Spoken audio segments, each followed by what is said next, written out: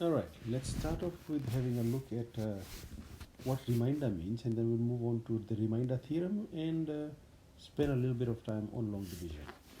All right, so let's have a look at a long division of basic number. Let's say you want to write down, you want to divide 247 by 5. So you go something along the lines of 247 divided by 5. Can I use the long division method? So you go, 5 doesn't go into 2, so how about 24? 4 5s are 20, 5 5s are 25. So you start off with 4 5s are 20, rule off, take away, 24 minus 20 is 4, bring down 7, you get 47. Now 5 times 10 is 50, so 9 times 5 45, so you start off with 9 times 5 is 45, and when you minus this you end up with the 2. Therefore we call this 2 the remainder, not the remainder but the remainder. Okay, so if you want to rewrite this properly, it's 247 divided by 5 is equal to, so 49 is your, so 49 and a little bit is your answer. So you write down 49 and the remainder, which is 2, over the divisor, which is a 5. And that is how you do division using long division. So you got 247 over 5 is 49 and 2/5, where 2 is your remainder. All right, how can we apply that to something called the remainder theorem? So I'm going to write down the remainder. Oops, sorry. All right, so the remainder theorem states that when a cubic is divided by x minus p, then the remainder is r is given by c of p. Now, what does that mean? So, for example, if you have a function which is a cubic is divided by x minus p is a number, and if you substitute that particular number into the function and the result of the substitution is the remainder. How does that work? So let's have a look. I'll change the font just to.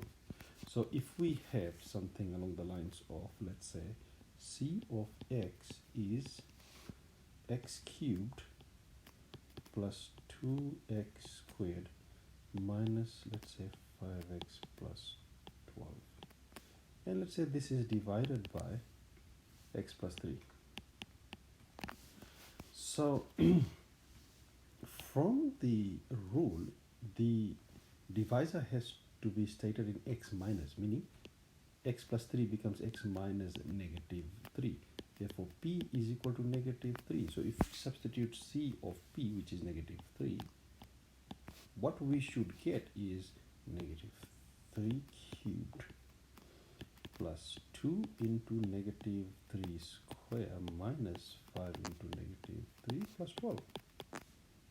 So, which comes to negative 27 plus 18 plus 15 plus 12, which when we use a calculator, so if you use a calculator, end up with 18. Now let's actually do long division and see how that works. So if you, the function is, if you divide x cubed plus 2x squared minus 5x plus 12 with x plus 3. Alright, so what multiplied by x will give you x cubed? So that's easy. X squared. So x squared times x is x cubed. X squared times plus 3x is plus 3x squared.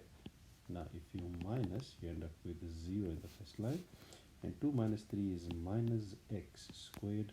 Bring down the rest, minus 5x plus 12. So what multiplied by minus x squared, gives you x. So minus x. So minus x square minus 3x plus 12. I can just leave the 12 there. And then when you minus, the first cancels, minus 5 minus negative 3 becomes minus 5 plus 3, which then gives you minus 2x plus 12. So what multiplied by minus 2x give you x, which is minus 2. So minus 2 times x is minus 2x, minus 2 times 3 is minus 6. When you subtract, you end up with 12 minus negative 6. Ooh, that's important, is it's 12, sorry, it's 12 minus negative 6, which makes it 12, plus 6, which makes it 18. Therefore, the remainder is 18. Now, if you go back, have a look, see the remainder is 18. So how do we write that down? Work something like this. So it's x cubed plus 2x square minus 5x plus 12 divided by x plus 3 is equal to, so whatever is on top is your answer, which is x squared minus x minus 2, and the remainder, which is plus 18 over the divisor, which is x plus 3. And that is how you can simplify your function divided by something. So you might be asking, where is this useful? Well, it is not useful in complex numbers, but definitely useful in integration, when we're doing the topic integration. So important point to note at the moment is just if you substitute the p into the equation of the function, and whatever answer you get is pretty much the remainder of, if you divide the whole thing or the cubic by x minus p. Now also I wanted you to have a look at basic long division and algebraic long division. Let's try one more just to get the hang of it.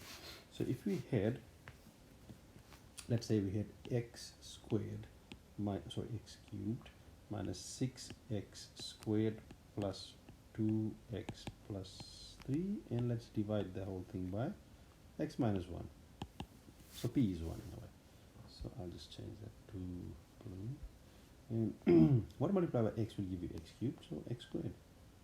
X squared times x is x cubed. X squared times a negative 1 is negative x squared. Keep in mind you are minusing or subtracting. X cubed minus x squared cubed is 0.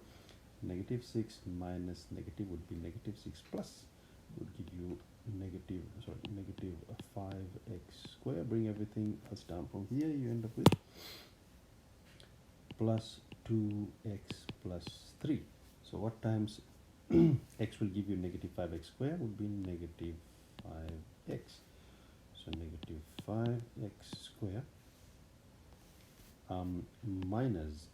plus 5x. So the first one cancels out. 2 minus 5 is negative 3x plus 3. Alright, what times x is negative 3x minus 3? So minus 3x plus 3. So when you minus negative 3x 0, 3 minus 3 0. Ooh, so this actually reminds us of factor theorem, meaning x cubed minus 6x squared plus 2x plus 3 divided by x minus 1 gives us x squared minus 5x minus 3 times x minus 1, because x minus 1 is one of the factors. If we factorize this, which is not hard actually, I think, but anyway, we might not be able to do, if it's not factorizable then no, but if we factorize this quadratic, then we have a complete factorization of a cubic. So I just wanted to show you that this overlaps with the factor theorem, which you already have a video of. Alright, so if hopefully this makes sense, and sorry, Have a good day.